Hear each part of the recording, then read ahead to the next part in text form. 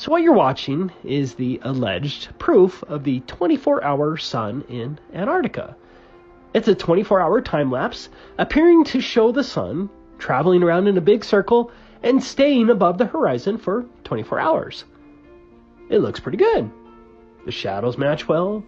The lighting seems right. The video seems pretty convincing. And the clouds don't repeat 24 hours later like they did in this video, where the exact same cloud pattern repeats a day later. It's crazy how much effort goes into faking these videos. Remember the saying, fool me once, shame on you. Fool me twice, shame on me. But in this case, the clouds don't repeat 24 hours later.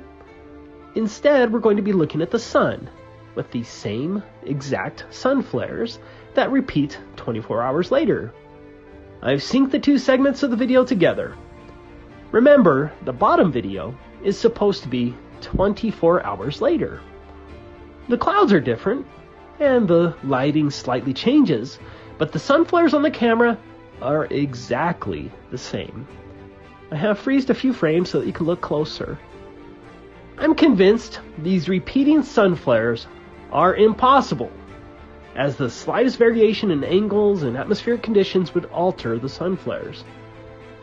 But I could still see someone plausibly claiming that the repetition of the same sun flares over an approximate 12-hour period is purely a coincidence. Okay, I highly doubt it, but I can see the very slight possibility. But there is one more thing that repeats, which I refer to as the coup de grace, that proves that this video is indeed a fake. Here's the clip in question. Did you see it? Here it is again. Did you see the lighting artifact flash on and off at the same exact time? Here it is again at a very slow speed. The flashes are exact and at the same video frames. That's impossible. There is no excuse. This video is another fake. There you go, another blatant fakery that took some serious effort to fool you into believing in their globe model. How many times will they be able to fool you? Thanks for watching.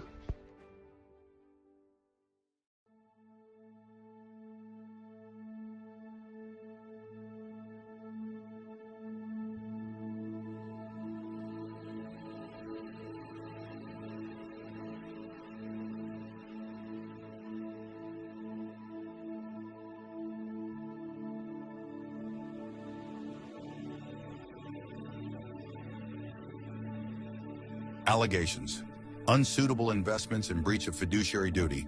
Damage amount requested: $218,926.06. Settlement amount: $10,100. Allegations: negligence, professional negligence, violations of law, unsuitable recommendations, breach of contract, breach of fiduciary duty, breach of securities laws and regulations. Settlement amount: $225,000. Allegations: breach of written contract, breach of fiduciary duty, failure to supervise, negligence and gross negligence, misrepresentations and omissions, violation of FINRA rules, violation of federal securities laws, violation of California and Colorado Securities Acts, violation of the Investment Advisors Act of 1940, violation of Reg BI. Damages amount still pending.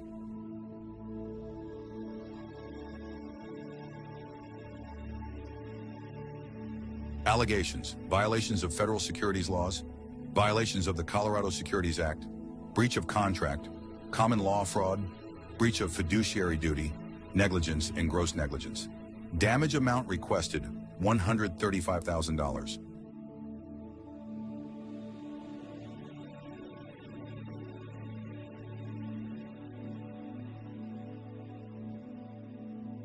Allegations: unsuitable investments, violation of federal securities laws, fraud in offer or sale of securities, fraud in connection with the purchase or sale of securities, violations of the Colorado Securities Act, violation of the California Securities Act, California unfair, unlawful, and fraudulent business practices, misrepresentations and omissions of material fact, breach of contract, common law fraud, breach of fiduciary duty, negligence, and gross negligence. Damage amount requested, $360,000.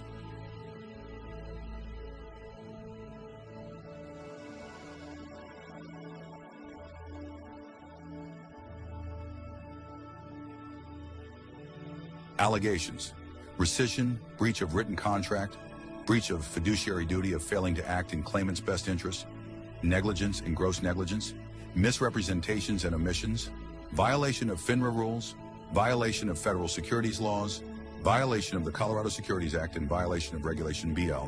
Damage amount requested, $120,000.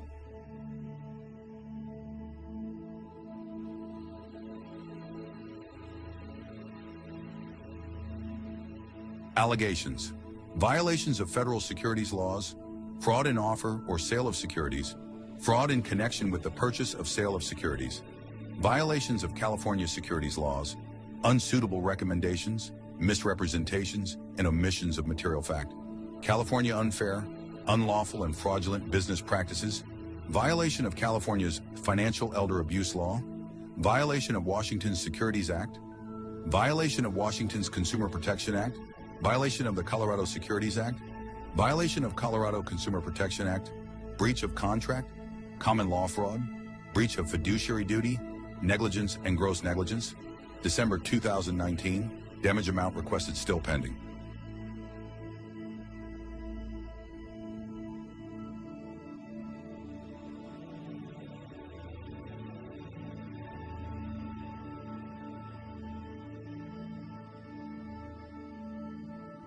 After hearing all of that, does Will Duffy sound like an honest man?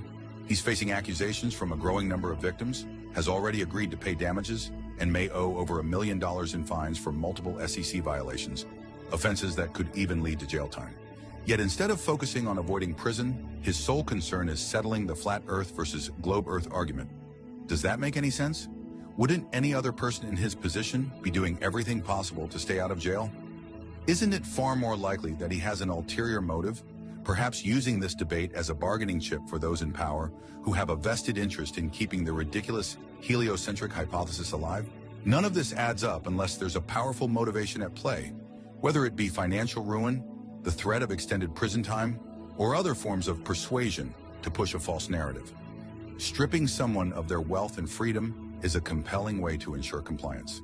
The heliocentric hypothesis has been debunked time and time again, yet the only defense the globe model has relies on ancient myths, mathematical trickery, fantasy-level storytelling, and outright deception.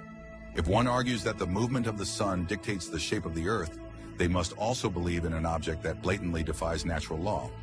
We're expected to accept that helium and hydrogen can exist in the vacuum of space, where instead of expanding violently, they magically collapse into a gravitational fireball, burning through 640 billion tons of fuel per day for billions of years without shrinking.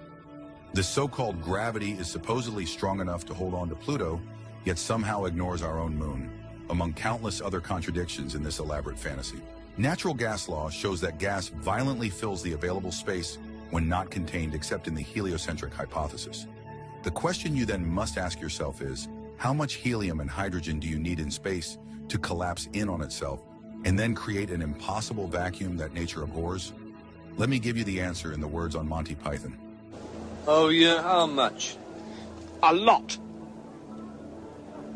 The Earth is flat. It has been understood for all of history. The globe deception is a mental prison designed to keep you from discovering the truth and elevating your consciousness. The failed experiment, TFE, was created to suppress knowledge of the flat Earth, but their efforts are only making us stronger. Our numbers are too great for them to silence the truth. Keep spreading the flat Earth truth and reject the lies of the globe-worshipping cult.